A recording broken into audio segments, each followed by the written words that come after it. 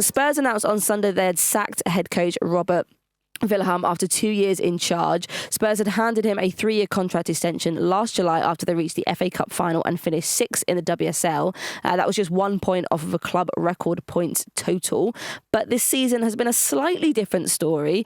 Spurs finished second bottom with 11 fewer points and they conceded a lot of goals, 44 in total.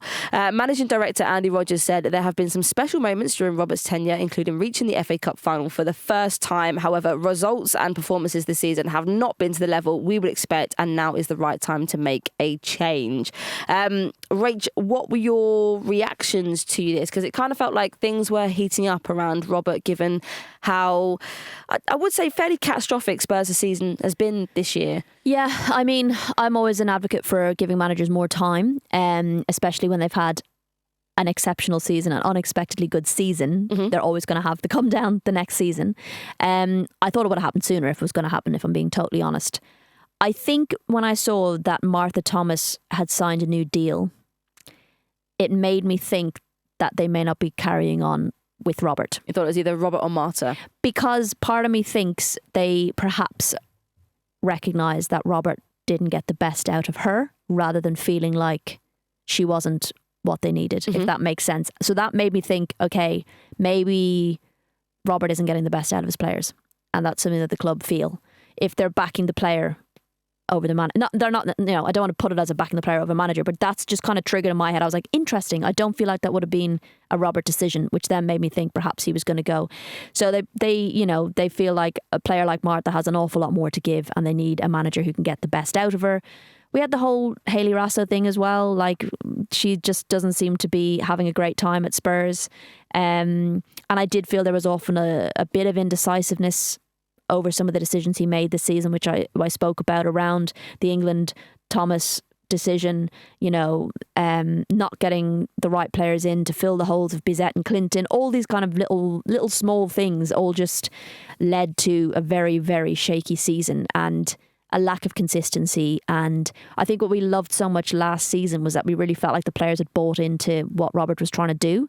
And it was almost like Robert wasn't sure what he was trying to do, so the players couldn't really buy into it. The defence was super leaky. There was just a lot of areas that were problems. And yeah, I'm not hugely surprised. Again, I would have backed for a little bit more time, but I can understand getting rid of them. I think Robert was kind of primed to go into the season off the back of last season. It's full of sort of like fresh hope and ambition. I mean, 9 new signings in the summer.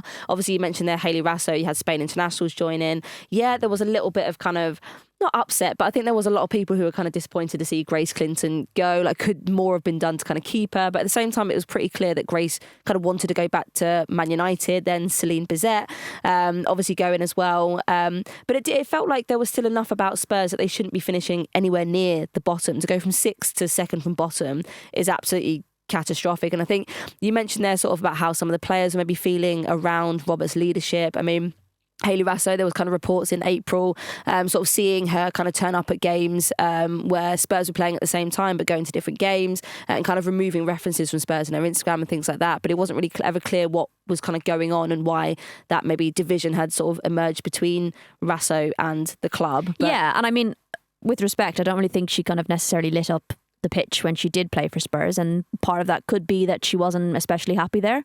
I will say, like, I know finishing 11th is pretty catastrophic, but there was 5 points between 6th and 11th, and it was very congested in that lower half of the table, and there were times where Spurs could have still finished 6th with 2 or 3 games to go, or finish 11th. And I remember when they dropped to 11th, I think was the penultimate game of the season, and I was a real like, oh my God, when did that happen? Suddenly Aston Villa were 6th and Spurs were, and I think there a little bit of context in that it was very tight. No one was consistent in that kind of lower half of the table. But at the end of the day, finishing 11th is not going to be considered acceptable for Spurs. I do think, there was a lot that had to be done behind the scenes in terms of training facilities and all of that kind of stuff. That was, yes, they've got access to the Spurs training ground, of course, but there were other areas off the pitch that needed addressing that Robert has spoken about working on. So those things take time. But, at the end of the day, it's generally where clubs are going to go if things aren't going well. And if there's maybe unhappiness potentially in the camp. We didn't see very many messages from players, which I thought was quite telling. But it was definitely a manager purge week for Spurs. I mean, Rach, you spoke to Robert before the start of last season, and he stressed the emphasis on building processes, a philosophy, placing trust in younger players, and something that Spurs kind of seem to be on board with. But do you think, would you have given him more time? Just because he had a dud season, and it was a bad season. I would have, but I also think the club needs to back him with financially to get in players to replace those big losses.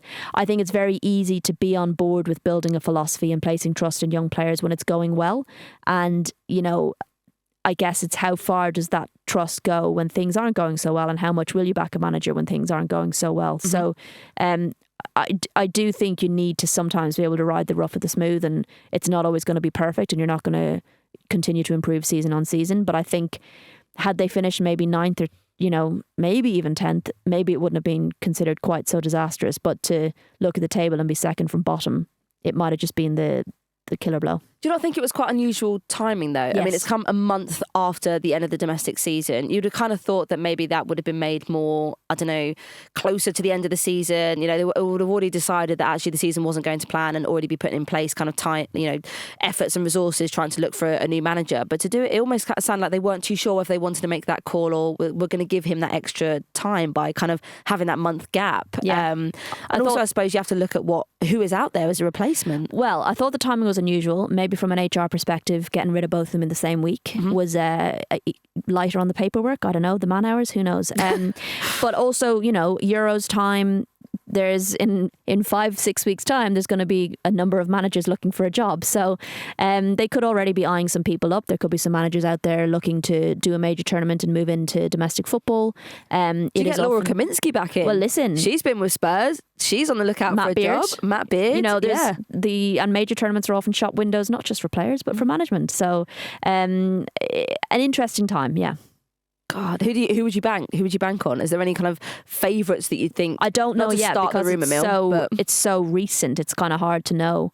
I would like to see a Laura Kaminsky or a Matt Beard in the WSL again, but whether they'll go down that route, I do not know. They might go for someone completely left field. The thing is, they need to get someone in ASAP, because this is where sort of you're almost getting into like pre-season vibes. And if you're going to try and instill something that's going to be ready and in place by the time September comes around, you're never going to have something perfect in 3 months. But if you don't get someone in ASAP, I think you're gonna struggle. And then you need to allow that manager some time. If you're getting them in late, you have how much say they're going to have in the players that have come in. So then you're going to have a manager for at least half a season who perhaps hasn't built a squad the way they want it to be built. Are they going to be punished for that? Yeah.